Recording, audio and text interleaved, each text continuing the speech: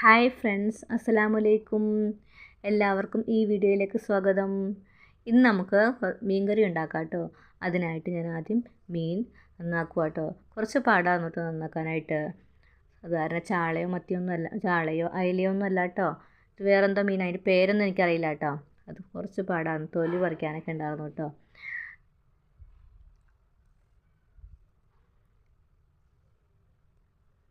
വളരെ കഷ്ടപ്പെട്ടാണെങ്കിൽ ഞാൻ മീൻ നന്നാക്കി കേട്ടോ.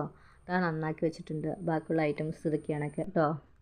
ഇനി നമുക്ക് ചട്ടി അടുപ്പത്ത് വെച്ച് എണ്ണ ചൂടാകുമ്പോൾ അതിലേക്ക് ഉലുവ ഇട്ട് കൊടുക്കാം കേട്ടോ. ഉലുവ പൊട്ടി വരുമ്പോഴത്തേക്ക് നമുക്ക് സവാള കൊത്തിയരിഞ്ഞത്, പച്ചമുളക്, വെളുത്തുള്ളി, ഇഞ്ചി എല്ലാം ആഡ് ചെയ്യാം കേട്ടോ. കുറച്ച് ഉപ്പ് ഇട്ട് കൊടുത്താൽ പെട്ടെന്ന് വഴണ്ടി ഇട്ട് കേട്ടോ. ഞാൻ കുറച്ച് ഉപ്പ് ചേർത്തിട്ടുണ്ട്.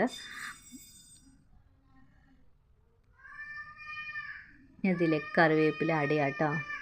അത് വഴണ്ടി വരുമ്പോൾ നമുക്ക് തക്കാളി ഇട്ട് ആഡ് ചെയ്യാം കേട്ടോ. ഇത് പുളിയില്ലാത്ത തക്കാളി കേട്ടോ, അതാട്ടോ രണ്ടെണ്ണം ചേർത്തത്. നമ്മൾ വേറെ കുടപ്പുളി ചേർക്കുന്നുണ്ട് കേട്ടോ. നന്നായിട്ട് വഴറ്റുക കേട്ടോ. അതിന് ശേഷം അതിലേക്കുള്ള മസാല റെഡിയാക്കാം കേട്ടോ. 2 സ്പൂൺ മുളക് പൊടിയാണ് ചേർത്തത്. ഒരു സ്പൂൺ മല്ലിപ്പൊടി ചേർത്തു. 1/2 സ്പൂൺ മഞ്ഞൾപ്പൊടി ചേർത്തു കേട്ടോ. ഇനി എല്ലാം കൂടെ ഇട്ട് വഴറ്റാം. ഇനി അതിലേക്ക് കഴുകി വെച്ചിരിക്കുന്ന മീൻ കുറേശ്ശായിട്ട് ഇട്ട് കൊടുക്കാം കേട്ടോ. നന്നായിട്ടൊന്ന് വഴറ്റി കൊടുക്കാം. ഇനി ആവശ്യത്തിനുള്ള വെള്ളം ചേർത്ത് വേവിച്ചെടുക്കാം കേട്ടോ. പുളിയും ചേർത്ത് വേവിച്ചെടുക്കാം കേട്ടോ.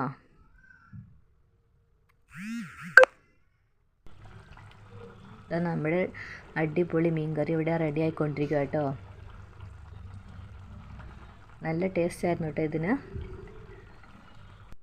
നിങ്ങളെല്ലാവരും ട്രൈ ചെയ്യണം കേട്ടോ. ഏത് മീൻ വേണമെങ്കിലും ഇങ്ങനെ വയ്ക്കാം കേട്ടോ.